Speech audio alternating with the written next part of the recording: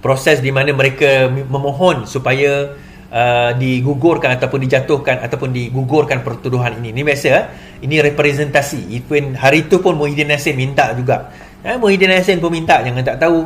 Zaid Hamidi pun ada minta, semua. Saya sendiri pun ada minta. Ini memang normal proses dalam mana-mana pertuduhan. So sekarang ini ataupun mana-mana kes jenayah, ini dipanggil representasi. So sekarang ini kes kes Lim Guan Eng, isterinya dan juga Pang, ahli perniagaan, akan didengar pada bulan September tahun.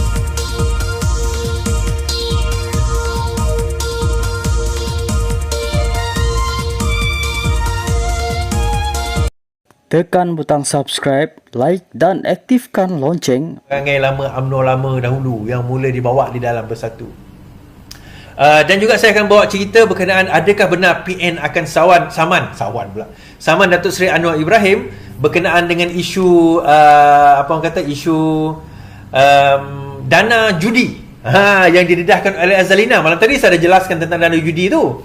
So hari ini penjelasan dia lebih jelas lagi. So saya akan terangkan. Dan dia ada satu perkara yang menarik lah, sebagaimana yang saya bincangkan dengan lawyer saya itu, saudara Faizal Rahman kan, berkenaan dengan perkara ini. Dan kita juga akan cerita berkenaan isu Lim Guan Eng, isu kes Lim Guan Eng yang sekarang ini. Tadi ada geng TikTok kata, kes Lim Guan Eng senyap je. Itu nampak sangat kau tak baca berita kan. Lim Guan Eng mohon batal tuduhan rasuah. Dan benarkah Nik Abduh bakal bertanding di bawah tiket UMNO di Kelantan? Last minute ini. Adakah benar bahawa dakwaan Nik Abduh akan bertanding di bawah tiket UMNO di Kelantan? Baik. Sebelum itu kita baca dulu tentang kes saman Sapura terhadap Rafizi. So sekarang ini Rafizi disaman oleh Sapura disebabkan pendedahan kes gaji yang melibatkan jumlah yang begitu banyak tempoh hari, dan Sapura telah menyaman Rafizi. 8 Ogos pendengaran rayuan Sapura enggan serah dokumen pada Rafizi. Rafizi minta dokumen tapi Sapura tak nak bagi. Mahkamah Tinggi menetapkan 8 Ogos untuk mendengar rayuan Sapura untuk tidak menyerahkan dokumen mengenai bekas CEO syarikat itu, Syahril Samsudin, kepada Rafizi. Peguam Menteri Ekonomi itu, Navpreet Singh, mengesahkan penetapan tarikh pendengaran itu semasa pengurusan kes rayuan SEB awal hari ini. Pendaftar yang arif memberi arahan untuk memfailkan hujah bertulis selewat-lewatnya 11 Julai dan serahan jawapan selewatnya pada 25 Julai. SEB merayu keputusan Mahkamah Session di Kuala Lumpur yang sebahagiannya membenarkan permohonan penemuan Rafizi terhadap syarikat itu. Hakim Lailatul Zuraida Harun memberi keputusan itu dalam permohonan pihak ketiga ahli Parlimen Pandan untuk mengukuhkan pembelaannya terhadap saman fitnah Syahril. Syahril yang kini Presiden dan Ketua Eksekutif Kemulan Sapura menyaman timbalan Presiden itu berhubung dakwaan bahawa imbuhan plaintif terlalu tinggi dengan mengambil kira masalah kewangan SEB. Inti pernyataan pembelaan Rafizi menyatakan dia bersedia membuktikan di mahkamah dakwaan yang kebenaran kandungan 3 artikel dalam salian yang menjadi asas terhadap tindakan saman fitnah itu. Tuntutan itu ke atas 3 artikel yang didakwa berunsur fitnah yang dimuatkan di blog Rafizi Ramli di antara 3 Mac dan 4 April yang lalu. Alamak, bateri dah habis.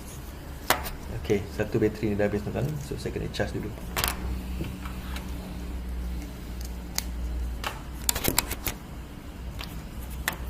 Okey, di antara 4 April yang lalu. Okey. So kita komen tentang perkara ini sebentar. Baik, so apa yang berlaku ini adalah tuan-tuan, seperti yang kita ketahui dahulu, Rafizi mendedahkan tentang gaji Sapura yang Ketua Eksekutif Sapura yang terlalu tinggi pada waktu itu. Pendedahan tersebut dikatakan bahawa Syahril menerima lebih 1 bilion ringgit sebagai emolument, sebagai gaji allowance dan sebagainya, dan itu adalah satu benda yang tidak patut, dan sepatutnya disebabkan Sapura juga menghadapi masalah keuangan pada waktu itu. Jadi Sapura tak puas hati, Sapura pergi saman Rafizi dalam berkenaan dengan perkara tersebut. So dalam pembelaan, salah satu benda yang Rafizi minta adalah Rafizi minta beberapa dokumen daripada Sapura. So Sapura tak nak bagi. So benda ini dibawa di Mahkamah Session. Mahkamah Session kata kena bagi. Ini Mahkamah Sivil, kalau sama menyaman memang dia akan ambil masa tuan-tuan. Mahkamah Session kata kena bagi. So Syahril tak puas hati, Sapura tak puas hati, so dia buat rayuan di Mahkamah Tinggi. kerana dia tak nak bagi dokumen itu kepada Rafizi. Trial tak mula lagi bicara tak mula lagi. So kita akan tunggu berkenaan dengan perkara ini dan kita lihat apa yang akan berlaku kepada mereka. Yang ni saya ulas-ulas dulu berita-berita yang pass by sebelum saya komen dengan perkara-perkara yang lain. So saya ulas-ulas tentang berita yang ada supaya kita get that out of the way dululah. Okey, kes Lim Guan Eng dan juga isteri dan juga Pang mohon batal tuduhan rasuah pengubahan wang haram. Bekas Ketua Menteri Pulau Pinang, isterinya Betty Chiu Gek Cheng dan juga ahli perniagaan Pang Lee Kun berusaha untuk membatalkan pertuduhan kes rasuah dan pengubahan wang haram terhadap mereka. Peguam RSN mengesahkan kepada Malaysia Kini bahawa pihaknya telah memaklumkan perkara itu kepada Mahkamah Tinggi di Georgetown semasa prosiding di sana. Kami tidak akan membuat permohonan untuk membatalkan pertuduhan tidak lama lagi, kata peguam itu. Kami akan membuat permohonan, bukan tidak, akan membuatkan permohonan untuk membatalkan pertuduhan itu tidak lama lagi, katanya. Ketika dihubungi Malaysia Kini, peguam Pang V Sitambaram pula berkata anak guamnya telah memfailkan permohonan untuk membatalkan pertuduhan terhadapnya. Pendakwaan dijalankan bersama timbalan. Kes ketiga-tiga mereka pada mulanya didakwa di Mahkamah Session di Butterworth tetapi dipindah di Mahkamah Tinggi. Mahkamah Tinggi menetapkan 11 September tahun ini untuk sebutan kes. 11 September untuk sebutan kes. Pada 11 Ogos 2020, Lim didakwa atas kapasitinya sebagai Ketua Menteri dan pengurusi Lembaga Perolehan Perbebanan Pembangunan Pulau Pinang menggunakan jawatannya untuk mendapat suapan membabitkan RM372,009 untuk isterinya melalui syarikat Excel Property Management and Consultancy Sdn Bhd. Pertuduhan mendakwa itu bertujuan memastikan Magnificent Emblem Sdn Bhd ditawarkan jemputan untuk mencadangkan pendapatan pekerja di Lot 631 yang bernilai 11.6 juta. Ahli Parlimen Bahagian itu didakwa melakukan kesalahan itu antara 19 Ogos dan 3 Mac 2013 dan 2016 di Pejabat Ketua Menteri di Pulau Pinang. Pertuduhan mengikut Seksyen 23 Sub 1 Akta SPRM. Okey, Pang didakwa bersubahat dengan Lim melakukan kesalahan itu di tempat dan tarikh yang sama. Chiu didakwa atas 3 pertuduhan pengubahan wang haram dan didakwa menerima RM372,009 daripada sebuah syarikat melalui bank akaun banknya. Chiu didakwa menerima pindahan RM87,009, RM180,000 dan juga RM105,000 yang didakwa sebagai hasil daripada aktiviti yang menyalahi undang-undang daripada Excel Property Consultancy yang dikatakan telah dimasukkan ke dalam akaun public bank Berhad miliknya. Okey, so Chiu dikatakan terima duit itu masuk dalam akaun peribadi dia. Dia didakwa melakukan kesalahan di antara 7 Oktober 2013 dan 4 Ogos 2014 untuk tuduhan pertama dan 3 September dan 11 Oktober 2015 untuk tuduhan kedua dan 4 September 2015 hingga 3 Mac 2016 untuk pertuduhan ketiga. Ketiga-tiga pertuduhan itu mendakwa semua kesalahan dilakukan di Public Bank Cawangan Taman Melaka. Pertuduhan mengikut Seksyen 4 Sub 1 Sub A Akta Pencegahan Penggubalan Wang Haram dan Pencegahan Pembiayaan Keganasan. Lim, 62, Chiu dan Pang telah mengaku tidak bersalah dan minta dibicarakan bagi semua pertuduhan. Jadi seperti biasa kalau kita tengok dalam mahkamah sekalipun, bagi proses ini dipanggil sebagai proses di mana mereka memohon supaya digugurkan ataupun dijatuhkan ataupun digugurkan pertuduhan ini. Ini biasa, ini representasi. Even hari itu pun Muhyiddin Yassin minta juga. Muhyiddin Yassin pun minta, jangan tak tahu. Zaid Hamidi pun ada minta, semua. Saya sendiri pun ada minta. Ini memang normal proses dalam mana-mana pertuduhan. So sekarang ini ataupun mana-mana kes jenayah, ini dipanggil representasi. So sekarang ini kes kes Lim Guan Eng, isterinya dan juga Pang, ahli perniagaan akan didengar pada bulan September tahun ini. Pengurusan kes akan bermula pada bulan September pada tahun ini. So tak ada istilah kes Lim Guan Eng disenyapkanlah apalah. Ini kes lain Kes terowong tu cerita lain. Ini kes lain, kes pembelian tanah bernilai 11.6 juta. Okey, habis cerita Lim Guan Eng kat situ. Saya nak kupas panjang pun tak boleh, tu je berita dia.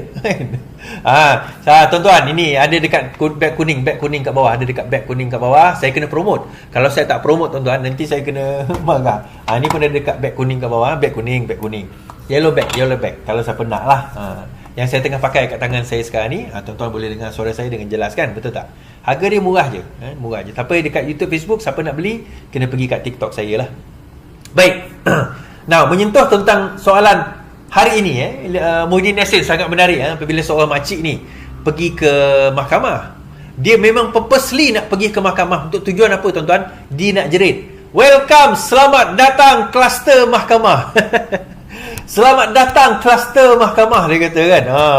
Memang makcik tu sengaja dia nak buat macam tu. Mungkin dendam sangat kot. Sebab selama ni geng-geng bersatu duk kutuk apa orang kata UMNO sebagai geng-geng UMNO ni sebagai kluster mahkamah. Apalagi hari ini datanglah kluster mahkamah kan. Ini mungkin penyokong Najib ke, saya tak tahu, mungkin rakyat biasa ke, saya tak tahu. Tak berani nak tuduh makcik bukan nak kata apa-apa. Mungkin juga makcik ni orang biasa yang apa orang kata yalah, yang begitulah. Kejap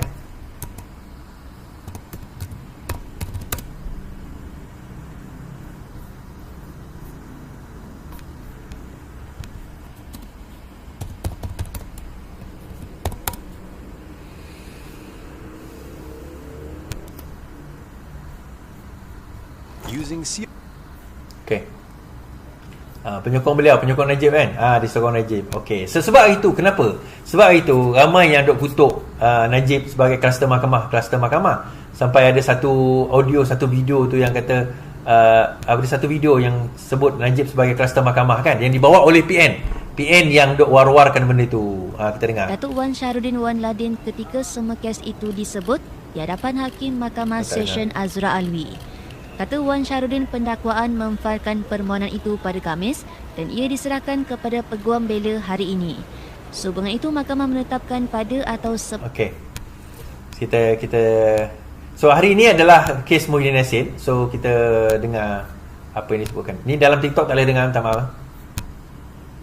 Sekejap haram yang dihadapi bekas Perdana Menteri Tan Sri Muhyiddin Yassin dibicarakan bersama. Perkara itu dimaklumkan oleh Timbalan Pendakwa Raya, Datuk Wan Syarudin Wan Ladin ketika semua kes itu disebut di hadapan Hakim Mahkamah Session Azra Alwi. Kata Wan Syarudin, pendakwaan memfailkan permohonan itu pada Khamis dan ia diserahkan kepada Peguam Bela hari ini. Sehubungan itu, mahkamah menetapkan pada atau sebelum 30 Jun ini bagi pembelaan menjawab permohonan itu dan turut menetapkan 14 Julai bagi pendakwaan membalasnya. Terdahulu, Muhyiddin tiba di Kompleks Mahkamah Kuala Lumpur pagi ini untuk menghadiri prosiding sebutan kes pertuduhan menggunakan kedudukan untuk suapan berjumlah RM232.5 juta bagi Parti Bersatu dan menerima wang hasil daripada aktiviti haram. Muhyiddin yang juga Presiden Bersatu tiba di Kompleks Mahkamah Kuala Lumpur pada jam 8.41 pagi tadi. Ketua Pembangkang Datuk Seri Hamzah Zainuddin, Naib Presiden Bersatu Datuk Dr. Razi Jidin dan Ketua Armada Bersatu Wan Ahmad Faisal Wan Ahmad Kamal dilihat turut hadir di perkarangan mahkamah pada jam 8.55 pagi bagi memberi sokongan moral kepada pengerusi Perikatan Nasional PN itu. Okey, tak adalah. Tapi pendakwaan mohon 7 pertuduhan terhadap Muhyiddin dibicarakan bersama, maksudnya dibacakan serentak. Pihak pendakwaan memohon 4 pertuduhan salah guna kuasa dan 3 pertuduhan pengubalan wang haram terhadap bekas Perdana Menteri Muhyiddin Yassin melibatkan lebih 232 juta dibicarakan bersama. Timbalan Pendakwa Raya Wan Syarudin memberitahu Mahkamah Kuala Lumpur pagi ini bahawa mereka memfailkan permohonan itu semalam, dan Peguam Muhyiddin Hisham Teh Pok Tek memberitahu Hakim Azura Alwi bahawa pihak pembelaan memerlukan masa untuk menjawab permohonan perbicaraan. Azura kemudian mengarahkan pihak pembelaan memfailkan affidavit mereka sebagai jawapan kepada permohonan itu selewatnya 30 Jun. Dia juga menetapkan 4 Ogos untuk sebutan kes memandangkan 2 permohonan Muhyiddin belum selesai di Mahkamah Tinggi. Permohonan pertama untuk memindahkan kes itu dari Mahkamah Session ke Mahkamah Tinggi dan satu lagi membatalkan 4 pertuduhan salah guna kuasa. Ini saya sebut tadi tu, di mana Muhyiddin dia ada buat dia presentasi lah, minta batalkan kes tersebut. Ketika ditemui media selepas prosiding, Hisham berkata mereka akan membatal permohonan untuk pihak pendakwa agar pertuduhan dihadapi Muhyiddin dibicara bersama dan menegaskan pasukan pembelaan hanya menerima salinan permohonan itu awal pagi ini. Peguam mengulangi pendirian mereka bahawa pertuduhan salah guna kuasa tidak mendedahkan sebarang kesalahan undang-undang dan pertuduhan itu tidak menyatakan butiran kesalahan tersebut. Permohonan Muhyiddin untuk membatalkan pertuduhan terhadap memfokuskan pertuduhan predikat utama, iaitu 4 pertuduhan salah guna kuasa. 3 pertuduhan pengumpulan wang haram bergantung pada 4 pertuduhan predikat berkenaan. Muhyiddin menghadapi 4 pertuduhan salah guna kuasa. Okey. Macam ni lah tuan-tuan dia ada 4 pertuduhan yang utama, dipanggil pertuduhan predikat. So kalau dia bersalah terhadap 4 pertuduhan itu, bermakna dia akan juga bersalah terhadap 3 tuduhan pengumpulan wang haram. Kerana pengumpulan wang haram ini berkaitan juga dengan tuduhan salah guna kuasa tadi tu. Pengumpulan wang haram ni bagaimana saudara? Apabila satu wang haram dimasukkan ke dalam satu akaun, maka itu dikira mengubah wang haram.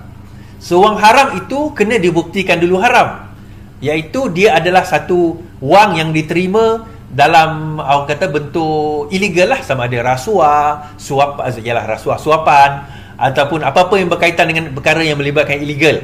Maka kalau boleh dibuktikan perkara itu sebagai illegal ataupun benda itu sebagai sebagai illegal lah, maka dengan itu dia juga didapati bersalah mengubah wang haram. Jadi daripada situ pihak pendakwa raya, pihak peguam bela telah meminta 3 benda. Kes tak jalan lagi. Ni. Perbicaraan tak jalan lagi. Ini masih lagi dalam dia nak minta satu pindah daripada Mahkamah Session ke Mahkamah Tinggi. Itu satu. Lepas itu dia nak pula supaya pertuduhan itu dibatalkan. Itu satu. Sekarang ini mereka pula nak minta supaya pertuduhan ini dibaca pula bersama. Itu satu. Jadi benda ni akan ambil masa, tuan-tuan. Dan perkara ni akan ambil masa dan dia akan melibatkan mungkin makan tahun lah benda ini untuk nak selesaikan. Ini baru belum bicara lagi, bicara pun belum. Macam saya nak bawa juga kes Najib Tun Razak sekarang ni berkenaan dengan 1MDB. Kan masih lagi dalam bicara. 12 tahun tu dah betul bersalah dah. Yang ini adalah kes 1MDB, yang lain 2.3 bilion tu. Bekas Perdana Menteri Najib Razak didakwa membuat pendedahan sesepara. 1MDB dakwa Najib tak dedah semua aset miliknya kepada mahkamah. Bekas Perdana Menteri didakwa membuat pendedahan separuh saja mengenai aset kepunyaannya dalam pembicaraan kes saman 1MDB terhadapnya. Menurut afidavit yang difailkan oleh pengurusi 1MDB, Johan Mahmud, Najib mengisytiharkan 1.01 juta dalam akaun banknya, dan jumlah itu tidak termasuk wang tunai 114 juta yang dikembalikan oleh mahkamah terhadapnya pada 2021. Mahkamah bagi balik ke dia 114 juta, tuan-tuan. Wang sebanyak 114 juta itu dikembalikan kepada Najib berikutan keputusan Mahkamah Tinggi menolak permohonan kerajaan untuk pelucut hakkan wang tersebut. Afidavit Johan juga menyatakan terdapat pencegahan antara aset yang disiharkan Najib dan yang didedahkan untuk saman berasingan yang dikemukakan oleh SRC International. Sebaliknya, Najib membuat pemfailan di mahkamah dengan mendakwa dia hanya mempunyai aset bernilai 4.49 juta. Najib diperintahkan oleh Mahkamah Tinggi mengisytiharkan asetnya apabila 1MDB memperoleh injunksi Mareva untuk menghalang bekas Perdana Menteri itu daripada melupuskan aset bernilai 681 juta USD, lebih kurang 2 bilion. 1MDB dan SRC menyaman Najib atas dakwaan menipu entiti itu yang dimiliki sepenuhnya oleh MOF. Kedua-dua syarikat itu ditubuhkan semasa Najib menjadi Menteri Keuangan. Dalam afidavitnya, Johan mendakwa Najib hanya mendedahkan asetnya dari tempoh 2011 hingga 2020. Tiada pendedahan daripada 2021 sehingga 2022. Dan seluruh Najib Razak tidak mendedahkan sebarang aset di dua bidang kuasa beliau. 1MDB dan 4 anak syarikatnya menyaman Najib dan beberapa defendant lain sebanyak 23 bilion ringgit. 4 anak syarikat itulah 1MDB Energy Holding Berhad, 1MDB Energy Limited, 1MDB Energy Langat Limited dan Global Diversified Energy Company Limited yang berpangkalan di British Virgin Island, yang sebelum ini dikenali sebagai 1MDB Global Investment Limited. 1MDB dan anak syarikatnya SRC International mengemukakan 22 saman sivil pada 2021 menyasarkan mereka yang didakwa menipu 2 entiti milik kerajaan itu sama ada secara sedar atau tidak. Najib kini menjalani hukuman penjara 12 tahun mengenai perkara ini. Lama, tuan-tuan. Ni Najib ni yang 12 tahun tu dia dah ada bersalah. Itu cerita lain. Kes 1MDB 2.6 bilion, 3 bilion sebenarnya. Dah, itu satu kes lain. Sekarang ini saman sivil, tuan-tuan. Syarikat 1MDB dan SRC yang dulu pernah ditubuhkan oleh Najib, sekarang ini syarikat itu menyaman Najib dan juga beberapa individu lain dengan jumlah saman bernilai 23 bilion ringgit. Kalaupun dia terlepas daripada penjara ni, tuan-tuan, dia tak lepas daripada saman sivil ni.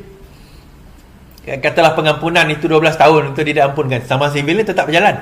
Itu tak ada kena-mengena dengan kes jenayah tu, tuan-tuan. Saya cerita 1MDB ni panjang dan besar. Bila kita cerita tentang, ada yang kata Iswadi kau silap lah 4.7 trilion tu. Semalam saya nak bawa dia naik, saya nak cerita 4.7 trilion yang mana 26 tahun duit hilang itu juga termasuk antaranya duit UNDP. Yang itu tak ada dalam bajet. Itu bukan cerita duit bajet, itu bukan cerita duit apa orang kata duit KPDN pula, keluaran GDP negara. Itu juga melibatkan, kalau multiplier times 2, ada yang TikToker tu kata times 10, itu contoh, kemudian ditegur oleh KJ dengan Syaril, dia kata mana ada time 10, time 2. Yalah time 2, itu kan contoh, tapi akhirnya this is among the other things, tuan-tuan. Ni kita cerita pasal rasuah ni, Peja cakap tadi kan, dia kata asyik cerita rasuah je. Bila kita nak cerita selesai masalah rakyat tentang harga barang dan sebagainya, tuan-tuan, harga barang, kelemahan ekonomi kita, kekurangan ekonomi kita, kepincangan dalam perniagaan kita, semuanya berpunca daripada rasuah ni lah. Ya, of course kita ada menteri-menteri yang menyelesaikan masalah itu, of course. Takkanlah Anwar Ibrahim nak pergi settle semua juga. Kita ada Salahuddin Ayub, kita ada Rafizi, kita ada Zafrul Dalamiti, kita ada menteri luar yang membawa seperti Zamri, kita ada juga menteri-menteri lain dalam even Zahid sendiri dalam KPLB, kita ada menteri seperti Ngah Komeng di dalam KPKT dan sebagainya. Mereka of course berusaha, bercuba untuk nak settlekan masalah berkenaan dengan apa isu-isu dan kepincangan yang ada di dalam negara kita. Tetapi semua ni tak akan boleh selesai, tuan-tuan, kalau kita tak boleh selesaikan central question, iaitu rasuah. Rasuah tu kita tak boleh tackle. Yalah, perasuah itu satu hal, rasuah itu kita tak boleh tackle. Ni adalah cerita kan, dia kata, ni ada satu kontraktor saya jumpa, dia kata, ni non Malay lah, dia kata, Cik Iswardi, dia kata, kami tak rasuah macam mana? Kami tak rasuah, kami tak dapat projek. Kan, kami tak rasuah, kami tak dapat projek. Kami nak buat yang baik, tapi dia minta. Kami tak bagi, dia lambat-lambatkanlah payment, dia susahkanlah kami punya payment. Habis kami nak bayar kami punya pekerja, kami nak bayar kami punya kos, kami nak laksana, kami tak kena blacklist. So akhirnya, tuan-tuan, dia bukan yang memberi juga, yang meminta tu satu hal. Sebab itu, antara lain yang saya nak sebut lah kan, semalam saya sebut, 2 hari lepas juga saya sebut berkenaan dengan berkemungkinan ada rombakan kabinet. Rombakan kabinet ini juga melibatkan pegawai-pegawai kanan. Ada mungkin ini boleh berlaku selepas PRN, dan harapnya dilakukan dengan segera lah. Antara yang kita nak tengok perubahan, antara lain kalau boleh, adalah siapa, tuan-tuan? Menteri Agama tu. Kalau boleh tolonglah tukar Menteri Agama tu. Oi, 2 ulama besar hari ni datang, tuan-tuan. Habib Omar dengan Ali Jumaah datang. Dia punya soalan macam budak sekolah. Hai, budak first year degree pun tak tanya soalan macam tu lah. Kalau betul lah yang saya dengar daripada kawan saya cakap, saya tak dengar sendiri soalan tu, sebab saya tak pandai cakap Arab. Kan? Saya dengar lah. Tapi level dia tu, tolonglah tukar orang lain. Saya kata hari ini semalam ke hari ini, Mujahid Yusof Rawa telah diangkat menjadi senator. Saya dah cakap semalam. Saya harap supaya beliau dilantik menjadi Menteri Agama. Ada yang kata, tak boleh, dia terlalu liberal. Saya kata, liberal macam mana? Oh, nanti seluang bantai dia. Tak apa, itu seluang bantai dia dulu. Masa itu tak ada siapa pertahankan. Tak apa, kali ni kita akan mempertahankan ulama' kita. Ustaz Dr. Mujahid Yusof Rawa, rahmatan lil alamin. Yang tahun 2018, 2019 tu, dia lah yang selamatkan tabung haji, tuan-tuan. Kan, kita kena berterima kasih kepada Dr. Mujahid Yusof Rawa. Terima kasih, Tinas. Dia yang selamatkan tabung haji. Dia yang perkenalkan konsep rahmatan lil alamin, bahawa kita ni, agama Islam ni bukan agama yang keras. Dia agama yang lemah lembut, agama yang bertoleransi, dan agama yang ada fikir. Bukan terus agama menghukum. Dia agama yang mendakwah. Dia bukan penghukum, dia pendakwah. Itulah konsep rahmatan lil alamin secara umum. Kan? Bagi saya, kalau boleh tukar pada Mujahid lah. Ini Suwardi cakap, bukan arahan, tak. Sebagai rakyat Malaysia, ini saya yang cakap. Tuan-tuan tak setuju, tak apa. Sebab kita nak melawan ni, tuan-tuan, bukan setakat nak melawan rasuah. Kita nak sibuk nak melawan ni kebencian dalam agama, kebencian dalam bangsa. Bangsa dan agama dimain-mainkan. kononnya memperjuangkan agama, tetapi dia guna itu untuk apa? Untuk kepentingan peribadi dia. Kotak kuning tuan-tuan, kalau siapa yang berminat ada kotak kuning kat bawah, tolong share. Kita target 200 share malam ini. Tolong tap love, kita target 100,000. Kalau ada satu ros, terima kasih saya ucapkan. Tolong beli kalau tolong beli, siapa yang nak beli, ni dia mikrofon saya pakai. Saja saya kena promote ni, kalau tak nanti saya kena marah dengan TikTok. Baik.